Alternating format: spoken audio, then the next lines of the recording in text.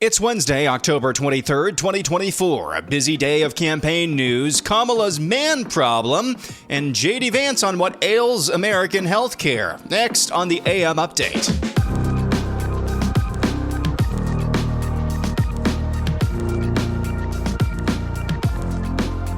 Elon's on that stage, jumping around, skipping like a dipshit on these things.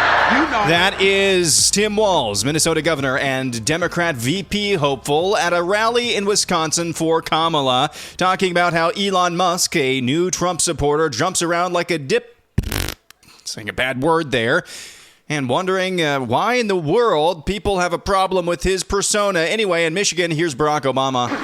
I don't understand how we got so toxic and just so divided and so bitter, and I get why sometimes people just don't want to pay attention to it. Look in the mirror, bro. Literally, those two clips aired within, I don't know, probably an hour of each other. Elon Musk being referred to as a quote-unquote dip bleep by Tim Walz, and then just around the corner in Michigan, Barack Obama, I don't understand how we got so toxic and divided and bitter. Yep, those are two of the campaign stops this week for Kamala Harris, at least her surrogates anyway. This comes as news that, for sure, former President Trump plans to tape an interview on Friday with Joe Rogan for his podcast, which has the biggest audience of any podcast in the United States. Trump is trying to court, of course, young male voters, seeing the demographic as key to his path to the White House. And Rogan's podcast is particularly popular among male listeners. More on the gender gap in just a little bit.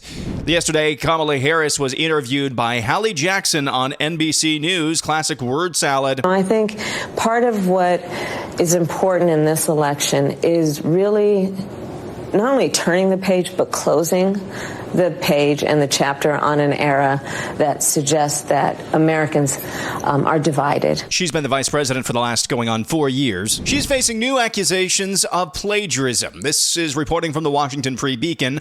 On April 24th of 2007, Kamala Harris testified before Congress in support of the John R. Justice Prosecutors and Defenders Incentive Act of 2007. The bill, which was introduced that year but never passed the upper chamber, would have created a student loan repayment program for state and local prosecutors, and Harris, then the district attorney of San Francisco, argued it would draw top legal talent to offices like hers. In a written statement to the House Judiciary Committee, she described how debt-addled prosecutors often decamp to the private sector just a few years into the job, lured by the prospect of higher pay that could then be used to pay off law school debt. That dynamic had left many district attorneys' offices short-staffed, she said, forcing them to put rookie attorneys on complex cases.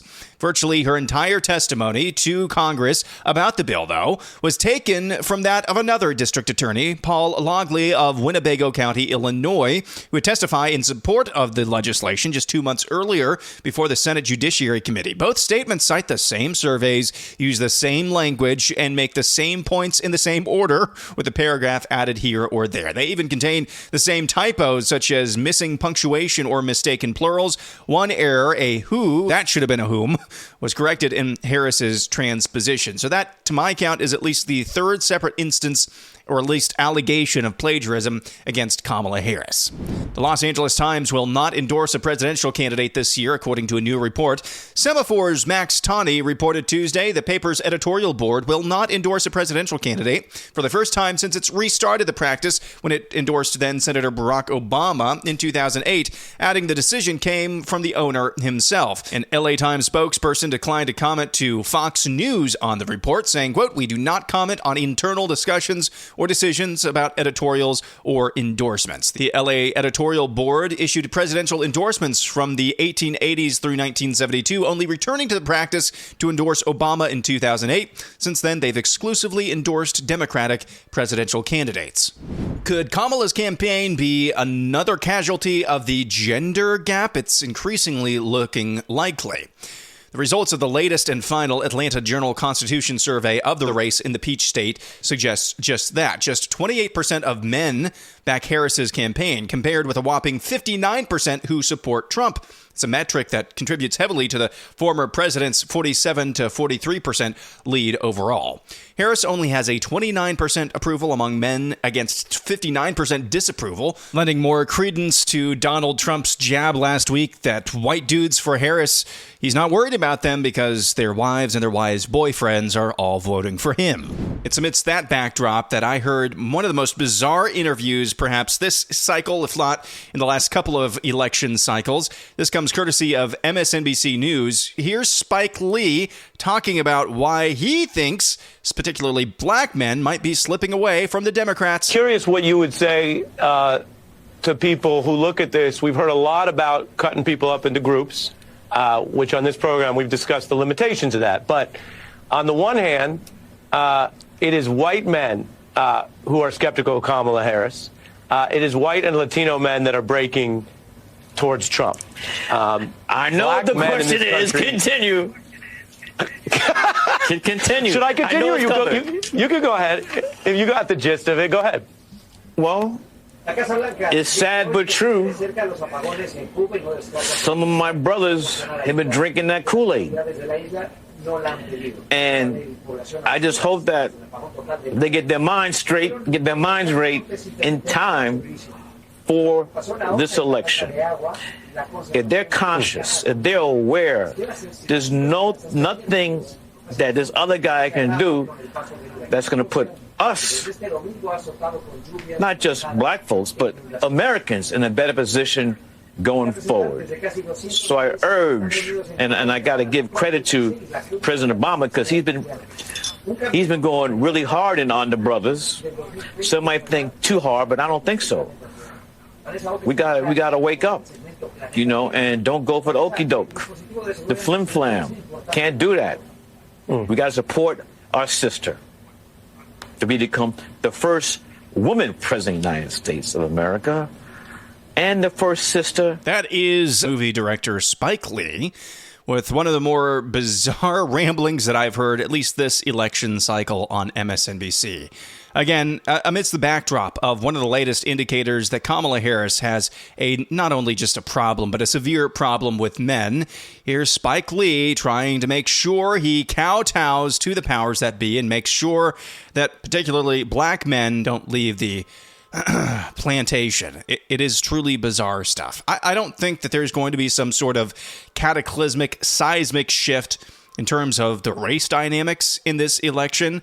But based on this and some other actions and the words of Barack Obama from a couple of weeks ago trying to get the brothers back in line, it surely seems as if that side of the aisle thinks that there is a problem.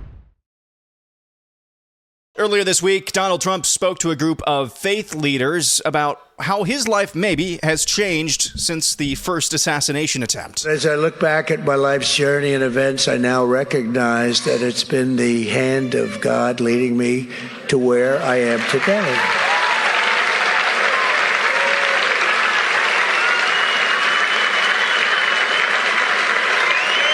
Thank you.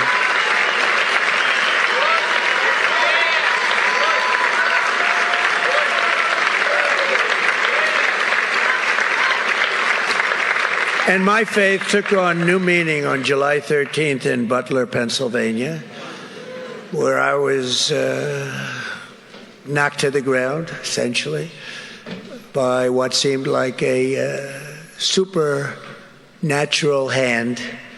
And I would like to think that God saved me for a purpose, and that's to make our country greater than ever before.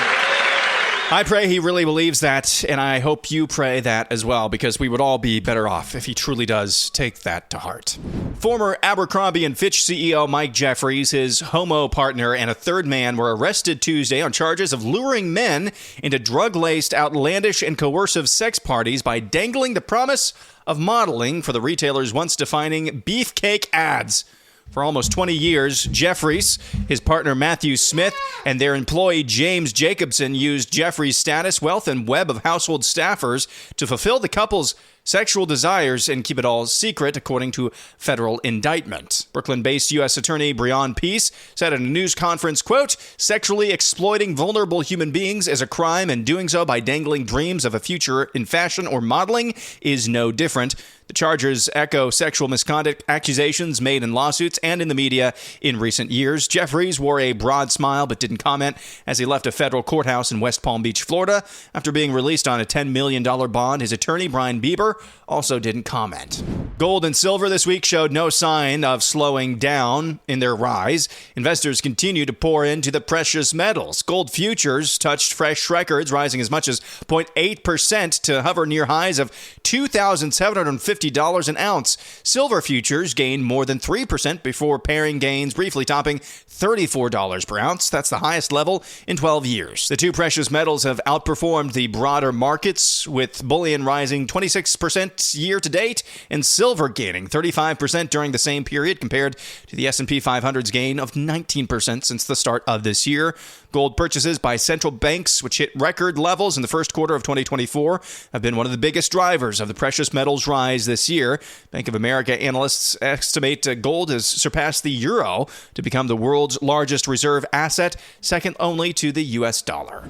And finally, GOP vice presidential candidate J.D. Vance joined comedian Theo Von's podcast to talk about just what exactly he thinks ails U.S. healthcare. Listen to this. How do we not have real prices and transparency in healthcare, knowing that it's exactly what America needs so that our healthcare system will be honest and affordable and accessible? Yeah. Well, you're right that we should have it. And the reason that we don't is, unfortunately, because there are a lot of powerful people who get rich off of keeping these things secret. And so they don't want transparency. They don't want sunshine. You can say Chuck Schumer if you want. I won't say it. Well, I mean, look, you're right, though. Like, obviously, Bernie and I are on the same team politically, but there are some healthcare things like price transparency where actually I think he and President Trump are both right that there's nothing that you go to Starbucks, right? You buy coffee. You know how much you're getting. You know how much it's costing you. You know, I remember when my wife, I think it was her second baby, where, you know, you get like pain medications because when you're delivering a baby, at least most people do, because it's like a very painful experience. Yeah. And there was some weird thing where the doctor that she chose was out of network. And she didn't realize, I mean, you know, you're not checking whether the doctor's in network at the time, right? You just sort of choosing a doctor. And then we come home and we have like a $15,000 unexpected bill because she chose the wrong doctor an hour before she delivers a baby. And it's like, this is totally crazy. And we're in a situation where that was not a big deal for us. We were able to afford it. But think about like a normal middle class family goes and has a baby and comes home to a medical bill that's like a fifth of their entire take-home pay that year, right? That's crazy. Oh, the number one cause of bankruptcy in America is medical debt. Yeah.